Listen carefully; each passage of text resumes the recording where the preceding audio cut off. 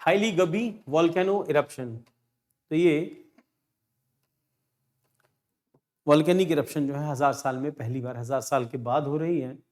तो Hayli gobi volcanic Ethiopia के अंदर हुआ है, इरप्टेड आफ्टर नियरली 10,000 ईयर्स के बाद फॉर डॉर्मेसी। तो डॉर्मेंट ये जो वॉल्केनो था, releasing a large ash plume that is drifting towards northern India. तो ये हवा के साथ साथ इंडिया की तरफ आ रहा है। कहां पर हुआ है? इथोपिया में। Situated in Ethiopia's Afar region north east of Addis Ababa, जो उनकी कैपिटल है, close to the Eritrean border. इसको देख लेते हैं कहां पर है इथोपिया।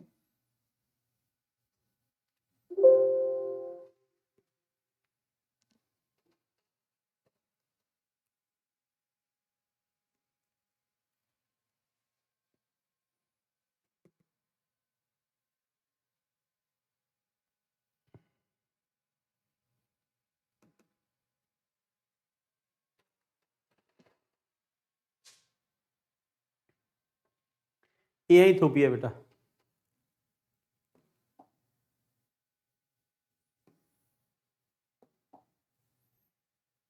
This is Ethiopia. और भी कंट्रीज पढ़ते हैं इसके साथ, इरिट्रिया आ गया। तो दिस इज इथोपिया, ये है इथोपिया। और यहाँ से हवाएं हो सकता है इसको इस तरफ ले आए, इंडिया की तरफ। पॉसिबिलिटी है, हालांकि ऐसा कंप्लीटली होगा ऐसा अश्योर नहीं है। हो सकता है कि इस तरफ आ जाए हवाएं। तो ये इंडिया है और ये है इथोपिया, उसके नीचे कीनिया, फिर तंजानिया, ऊपर यमन और सऊदी अरबिया वगैरह आ जाते हैं। तो ये इथोपिया है। ये शील्ड वॉल्केनो है जिस रीजन के अंदर हुआ। This is shield volcano. Shield volcano क्या होता है? जैसे एक बार वॉल्केनिक इरप्शन हुई किसी जगह पे, यही बना लेते हैं हम लोग।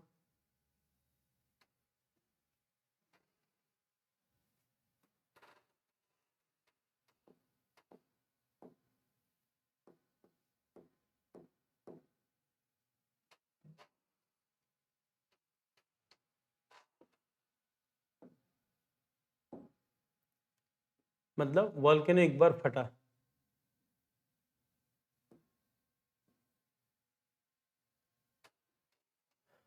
ये जो वॉल्केनो है, एक बार वॉल्केनो में इरप्शन होती है, फट के बाहर आता है।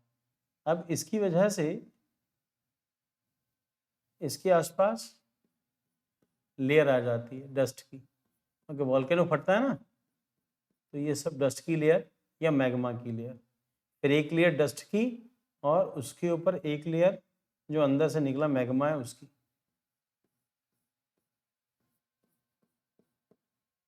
फिर अगली बारी फिर फटा। तो जब फटता है, फटने से पहले अपने अंदर से डस्ट निकालता है ना, मिट्टी, पत्थर, ये सब बोल्डर्स छोटे बड़े ये सब आते हैं। फिर उसके बाद फिर जब मैग्मा निकल के बाहर आता है, लावा होता है इसका, अंदर होता है तो मैग्मा, बाहर निकला है तो लावा। तो इस तरह से एक लेयर, दूसरी लेयर, तीसरी लेयर, चौथी लेयर, इस तरह से लेयर पे लेयर आती जाती है। और दूसरा रंग बदल देते हैं यहाँ पे। तो ये तो ये बड़ा होता जाता है। जैसे जैसे शील्ड वॉल्केनो होते हैं तो बड़े होते जाते हैं, धमाके से फटते हैं। और जब पहले फटते हैं तो डस्ट बाहर आती है। फिर उसके बाद काफ़ी दिनों तक डस्ट पार्टिकल्स, बोल्डर छोटे बड़े वो बाहर आते रहते हैं, फ्यूम्स। और फिर कुछ हद तक कभी कभी पानी भी। फिर उसके बाद मैग्मा निकल के बाहर आता है। फिर उसके बाद फिर अगली बार जब फटेगा तो फिर डस्ट पार्टिकल बाहर निकल के आएंगे, फिर मैग्मा आएगा। तो लेयर बाय लेयर बनती चली जाती है।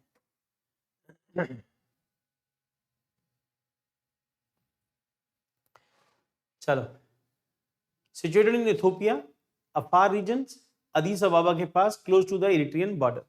Shield volcano position inside the Danakil depression, one of the hottest and most inhospitable places on the earth. ध्यान रखना बेटा, जब भी वॉल्केनिक इरप्शंस होंगी हमेशा समुद्रों के किनारों पर ही होती हैं।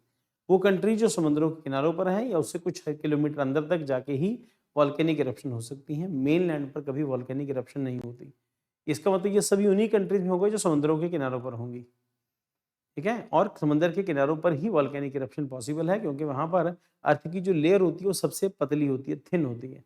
उस थिन लेयर में से निकल के मैग्मा अंदर प्रेशर की वजह से निकल के बाहर आता है। मैग्मा क्यों डेवलप होता है? इसके पीछे कई सारे रीजंस हैं, हम लोग उसको जाएंगे तो फिर टॉपिक से भटक जाएंगे। हमारा टॉपिक करंट अफेयर, इसके ऊपर स्ट्रिक्ट रहते हैं। ये शील्ड वॉल्केनो मैंने आपको बता दिया, एक लेयर के बाद दूसरी लेयर ये शील्ड बनाती है।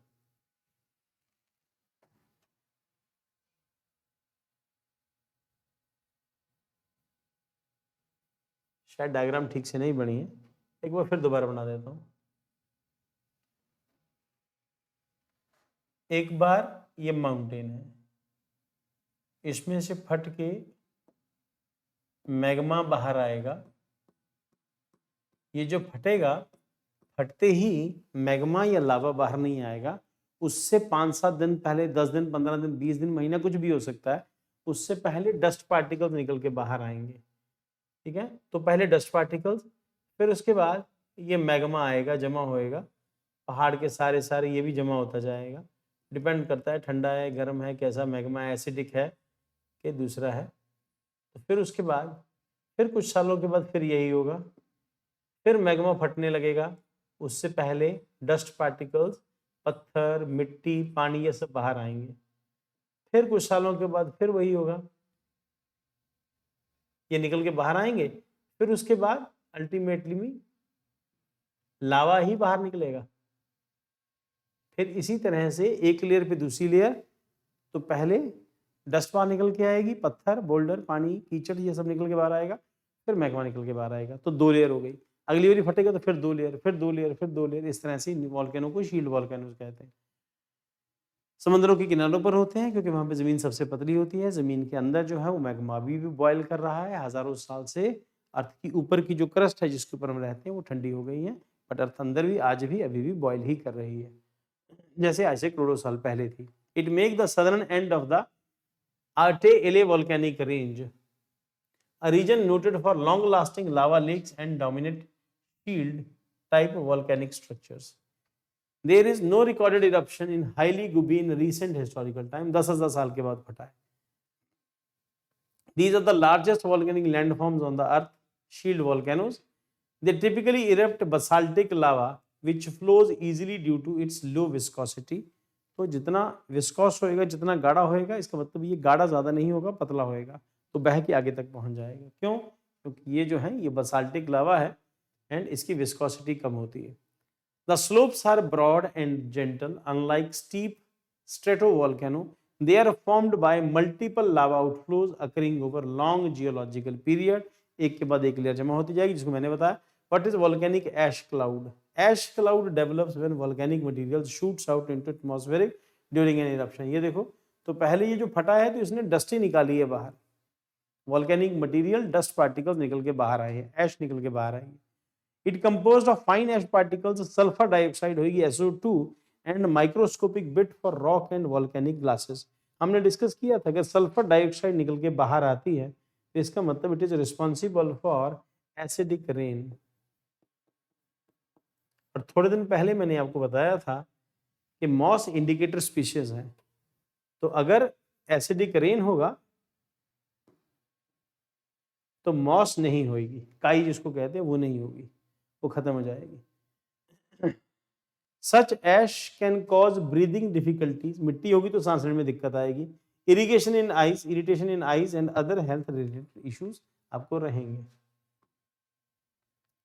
तो Hayli Gubbi volcano is located in which of the following region? Answer B है, डेनिकली डिप्रेशन, इथोपिया के अंदर। Shield volcanoes are typically characterised by, हमने डिस्कस किया है, basaltic lava with low viscosity. Viscosity मतलब गाढ़ापन उसका लावा का। The Erta Ale range often associated with the persistent lava lakes is associated with Ethiopia. Volcanic ash cloud contain which of the following? Fine ash particles होंगे, sulphur dioxide होगी। Answer इसका दोनों है, 3, 1, 2, 3 particles of volcanic glass. इसका answer 3, 1, 2, 3। Mains के लिए आप इसको देख लेना, स्क्रीनशॉट ले लो, इसके मेंस के लिए आंसर राइटिंग प्रैक्टिस कर सकते हो। ये क्वेश्चन है, ये इसके आंसर है, एक आंसर कंप्लीट बन जाएगा 150 200 वर्ड्स का।